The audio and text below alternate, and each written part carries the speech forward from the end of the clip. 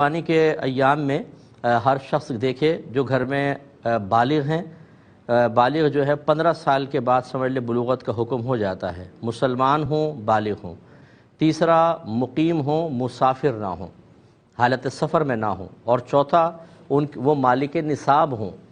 اور یاد رکھیں قربانی کا نصاب یہی ہے کہ قربانی کے ایام میں جس کے پاس مال کسی بھی شکل میں ہو 52.5 تولہ چاندی کی قیمت تک پہنچ جائے اس پہ قربانی لازم ہو جائے گی۔ لہٰذا اگر تھوڑا سا سونا پڑا ہوا ہے جس کی آپ نے قیمت معلوم کی وہ 52.5 تولہ چاندی کے برابر بن رہی ہے، جو آج کل 45-50,000 تک ہو جائے گی، ریٹ اوپر نیچے ہوتے رہتے ہیں، آپ معلوم کر لیجئے گا سونار سے کہ 52.5 تولہ چاندی کتنے کی بنے گی، وہ آپ کو بتا دیں گے۔ تو چونکہ یہ روزانہ تقریباً اوپر نیچے ہوتا ہے اس لیے میں ایکوریٹ نہیں بتا رہا، تو آپ وہ معلوم کر لیں۔ اب اتنا سونا ہو یا تھوڑا سا چاندی، تھوڑا سونا ہو، تھوڑا کیش پڑا ہو، ان کو ملا کر آپ کر لیں۔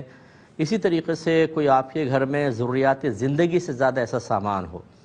ضروریات زندگی والا سامان وہ کہلاتا ہے جس کے بغیر انسان کا گزارا مشکل ہو، جیسے گھر خود ضروریات زندگی میں آتا ہے، آپ کی سواری ہے، برتن ہے، فریج ہے، اگر آپ اے سی باقاعدہ یوز کرتے ہیں تو اے سی بھی ضروریات زندگی کے اندر آئے گا۔ اس کے علاوہ جو اضافی سامان پڑا ہوتا ہے، پرانی کتابیں ہیں، جوتے ہیں، پرانے کپڑے ہیں، ڈیکوریشن پیسز ہیں، ان کی قیمت کا بھی اعتبار کیا جاتا ہے۔ حتیٰ کہ فقہا نے لکھا کہ اگر کسی کے 6 کمرے ہیں،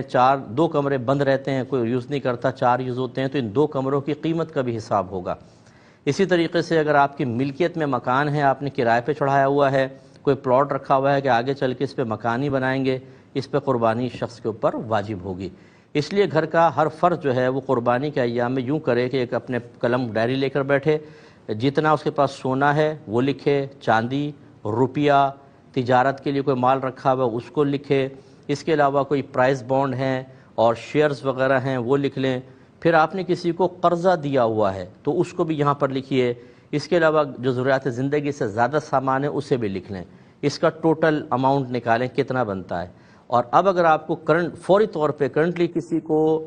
قرضہ دینا ہے، مثلا آپ پہ قرضہ ہے، آپ نے دینا ہے، جیسے انسٹالمنٹس وغیرہ ہیں یا اس مہینے کی BC وغیرہ ہے، وہ تمام اس میں سے مائنس کر دیں۔ آپ یہ دیکھیں اگر 52.5 تولہ چاندی کے برابر اب بھی مالیت بچتی ہے تو آپ پہ قربانی واجب ہے اور قربانی کرنی ہوگی۔ بہت سارے ہمارے بہن بھائی ایسے ہیں، بعض مجھے یہاں تک کہتے ہیں استاد 16 سال سے ہم پہ قربانی بن رہی تھی، ہمیں پتہ ہی نہیں تھا۔ تو خدا را جب یہ ہم پر کوئی مال کی ادائیگی لازم ہونے لگتی ہے تو بعض اوقات ہم ان مسائل کو سیکھنا ہی نہیں چاہتے، یہ کہتے ہیں یہ مولویوں کی باتیں چھوڑو جی۔ اگر آپ بچے کو سن رہے ہوں یا کوئی بہن سن رہی ہوں اپنے شوہر سے یا بچے اپنے والد سے کہنا کہ جی صاحب نے ایسا مسئلہ بیان کیا، عمومی طور پہ جو ہمارا مشاہدہ ہے وہ یہ ہے کہ والد صاحب کترا جاتے ہیں، ارے بھائی یہ چھوڑ دو مولویوں کی بات ہے، جو میں کر رہا ہوں ٹھیک کر رہا ہوں۔ تو اس لیے پھر ایسا کہیں گے تو ہمارا کوئی نقصان نہیں ہوگا، آپ کا آخرت میں نقصان ہوگا، حساب کتاب سب اپنا اپنا کریں۔ تو آپ کی خدمت میں گزارش کر رہے تھے کہ تھوڑا سا اپنے نفس سے مقابلہ کیجئے، آپ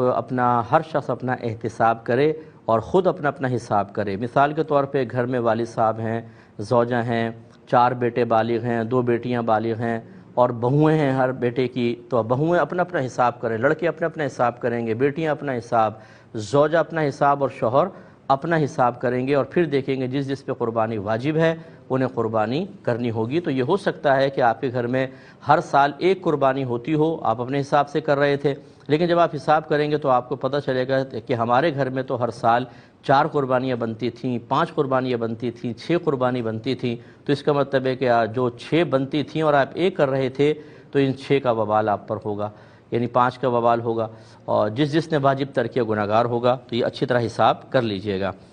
اسی کو لے لیتے